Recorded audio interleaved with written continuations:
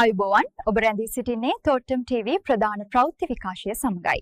වතුකර ජීවිතවල හදගැස්මට සවන් දෙමින් වතු ආශ්‍රිත යාවත් කාලීන තතු ඔබ වෙත ගෙනෙමින් නිම්නවල ගෞරවනීයත්වයට සවන් දීම තොට්ටම් ටීවී අපගේ පරම අභිප්‍රායයි. දැන් ප්‍රවෘත්ති සිරස්තල.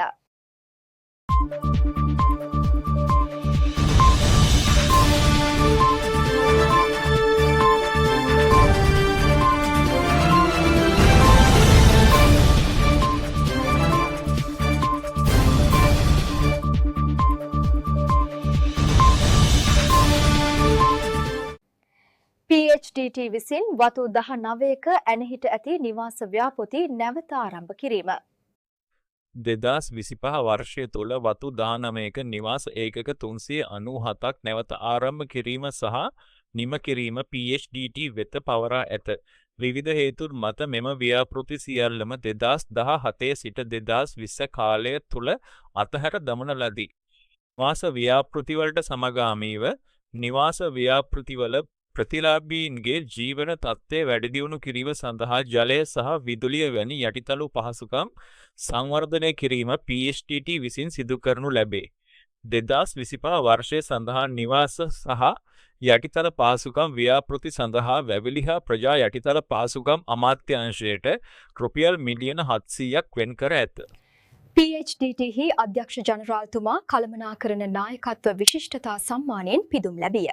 2025 සැප්තැම්බර් 4 වන දින ශ්‍රී ලංකා වෘත්තීය කළමනාකරුවන්ගේ වරලත් ආයතනය විසින් පිරිනමන 2025 වසර සඳහා වූ විධායක මට්ටමේ කළමනාකරන නායකත්ව විශිෂ්ටතා සම්මානය වැවිලි මානව සංවර්ධන භාරයේ අධ්‍යක්ෂ ජෙනරාල් LR පෙරේරා මහතා වෙත පිරිනමනු ලැබීය.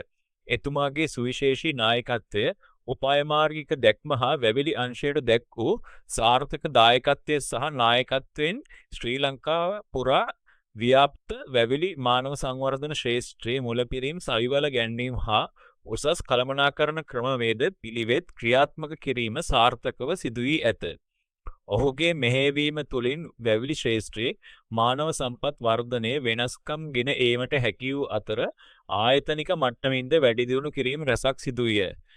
මෙම සම්මානයේ වෘත්තීය කළමනාකරණය තුළ නව සංකල්ප කාර්යක්ෂමතාවය සහ දීර්ඝ දූර දැක්ම ආදිය අපේක්ෂා කරන නායකයෙකු ලෙස පෙරේරා මහතාගේ කාර්යභාරය පිළිබඳව අගය කිරීමකි.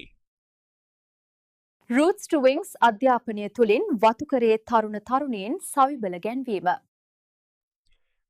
PHDT විසින් ක්‍රියාත්මක කරන Roots to Wings ශිෂ්‍යත්ව වැඩසටහන විශ්වවිද්‍යාලවලට ඇතුළු වන වතු ප්‍රජාවේ සිසුන්ට ගෞරවය, අභිලාෂය සහ ප්‍රජාව තුළ පරිවර්තනයක් ගෙන එන බලාපොරොත්තුවක් වශයෙන් ක්‍රියා කරයි. මෙම වැඩසටහන මූල්‍ය ආධාර සපයන පමණක් නොව සිසුන්ට විශ්වාසයෙන් යුතුව ඔවුන්ගේ උසස් අධ්‍යාපන ගමන ආරම්භ කිරීමට උදව් වන ආකාරයේ නිර්මාණය කර ඇත.